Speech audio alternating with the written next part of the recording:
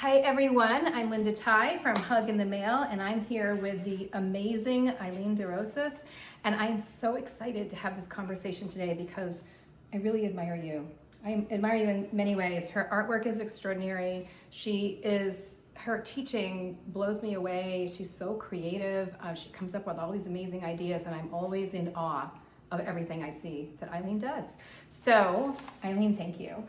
Thank you, Linda. That was such a nice introduction. I am so happy to be here, and I admire you too. Oh, always have. Thank you. Yeah.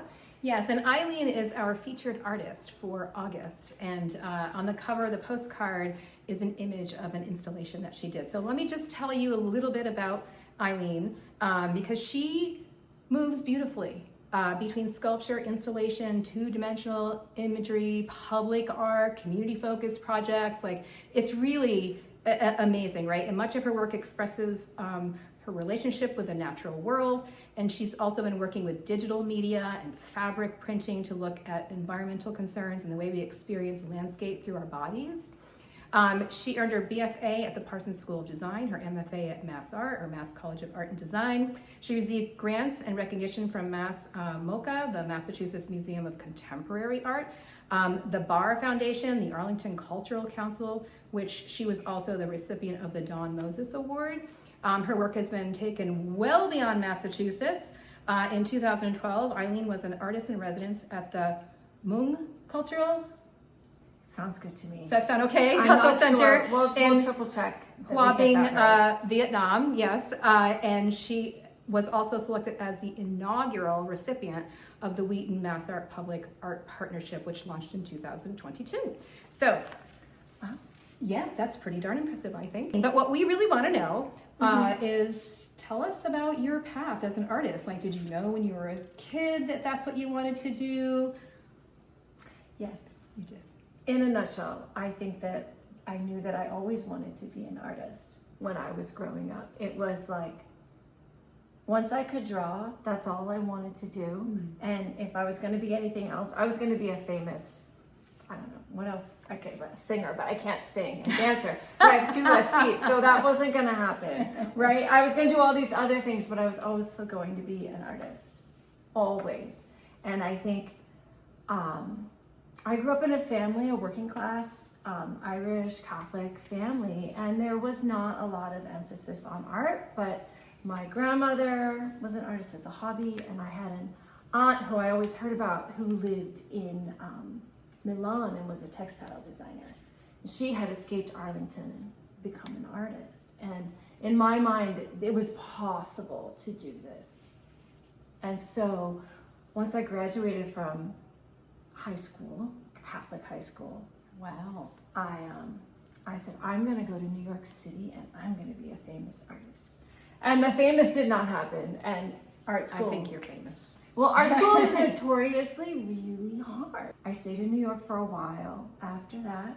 And then I discovered ceramics when I was in New York City with this wonderful woman on the Upper West Side. It was called Super Mud Pottery. Good name. Yeah. So I had studied sculpture in school. I ended up in fine arts.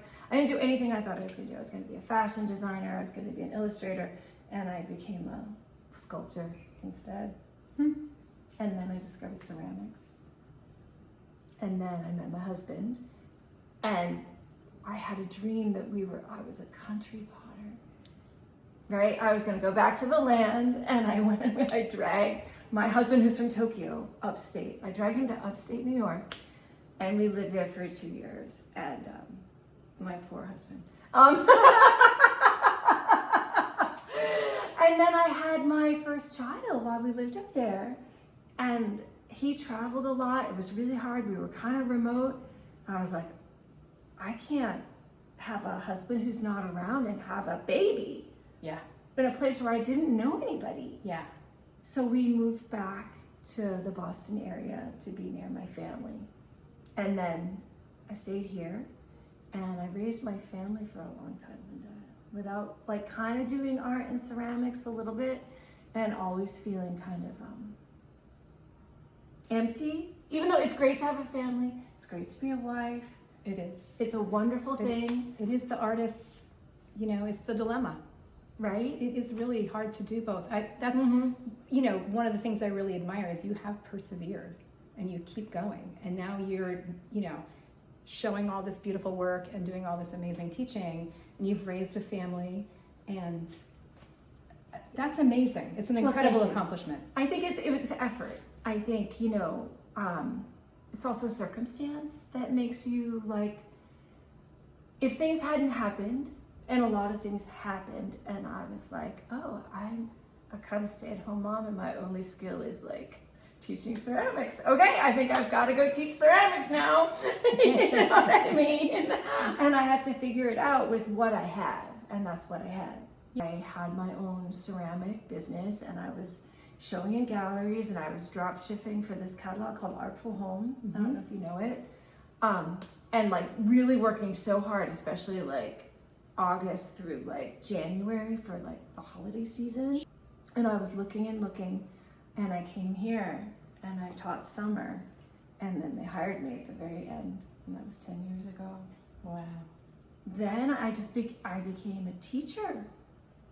Like I had been a teacher, but I think over these 10 years, I've become a teacher. Yeah. Like an educator. Yeah. Yeah. In a way that I wasn't before, because you have to teach people, like you have to do it. There's nothing that's more, that teaches you how to be a teacher than just doing it. Well, I love that. So that seems like a theme in your life. Like I love that you were raising a family, and you were making stuff, and you were like, okay, I guess I know how to do ceramics, so I guess I'll do ceramics, right? And you just poured yourself into it, and you created a business, and then you felt like you had other needs, and so you came here. And I will just tell you that she's an extraordinary ceramics teacher. Like the work it would blow your mind. It would blow your mind. And you can only do that if you are that kind of artist. You can only inspire kids, even though they've got their own talent that they bring. But Eileen gets more out of them than I've ever seen anybody do and accomplish. And not only does she do that, but her sculpture, her 2D work, like all the stuff she has them do it's just like it flows out of you. Well, I mean, you've taught here too, and you've taught as well. I think teaching is a creative act. It is. And I think often the kids don't realize that the prompts I'm giving them are things that are like kind of circulating in my brain. And in many ways, if they do it, I can be like, oh, I see it. That's something. Or I'll give a prompt and I'll do a little bit of it. I'll be like, oh, I'm actually really interested in this. And then it keeps feeding my practice. Yeah.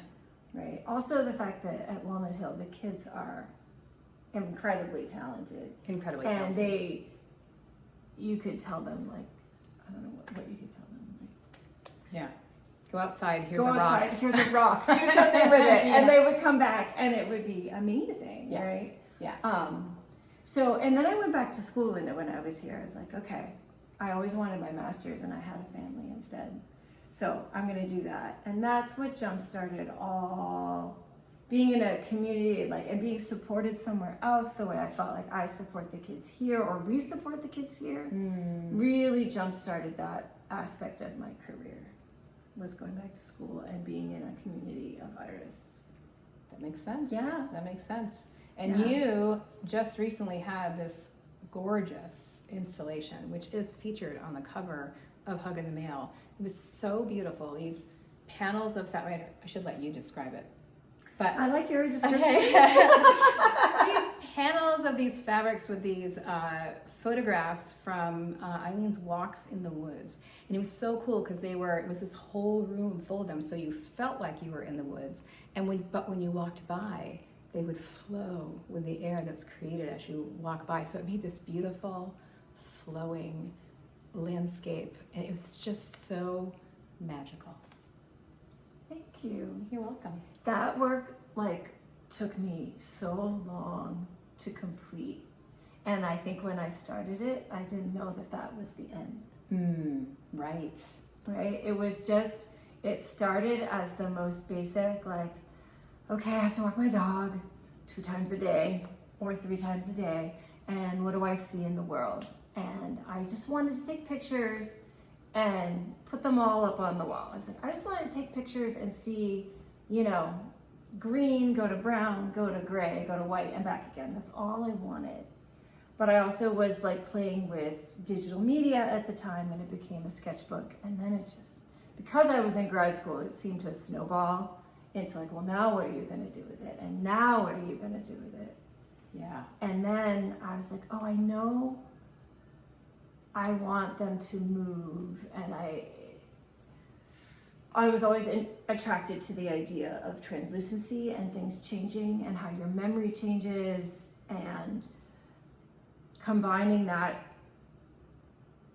physical feeling with something that was very 2D. I wanted to bring the feeling that I had in the woods, not just to a static image. Like they were fine. They were okay photographs, but they were okay. You know, but like bring it out into the world for other people to feel how I felt when I was walking, and kind of distill that. And that's where the sculptural part came in. And that was the hard part. Yeah. That's figuring out a long time. Yeah, but you figured it out. Like you figured out how to do it, which is the beautiful thing about art. It's like you have the idea and you just keep going until you can't go anymore. To figure out all the parts. Yeah. And then you're not interested anymore. On to the next one. The next one, the next Because thing. it feeds into the next one. Yeah. So I just, you know, her ceramic work is amazing. I've seen images of your ceramics that you do, and all of your sculpture work I just fall in love with. Whenever I see Eileen's work at a show, I'm just always awestruck by it. So we're so honored to have you be our featured artist for Hug in the Mail. It's really wonderful to share you. And in Hug in the Mail, we send out in our letter, or in our envelope with a letter, we send out a postcard. The postcard features a different artist every month. And that postcard is meant to be, you know, write a note and pass it forward, right? Like send something to somebody you love, right? So now you can share the art with somebody that you love. So we love spreading the art further, and your work is just so beautiful. So thank you for being part of Hug in the Mail.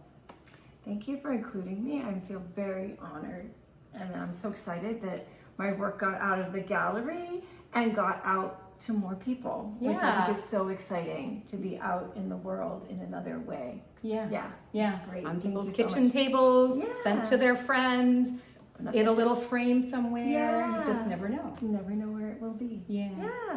That's So great. thank you. Thank you, Linda. Love you. Love you too.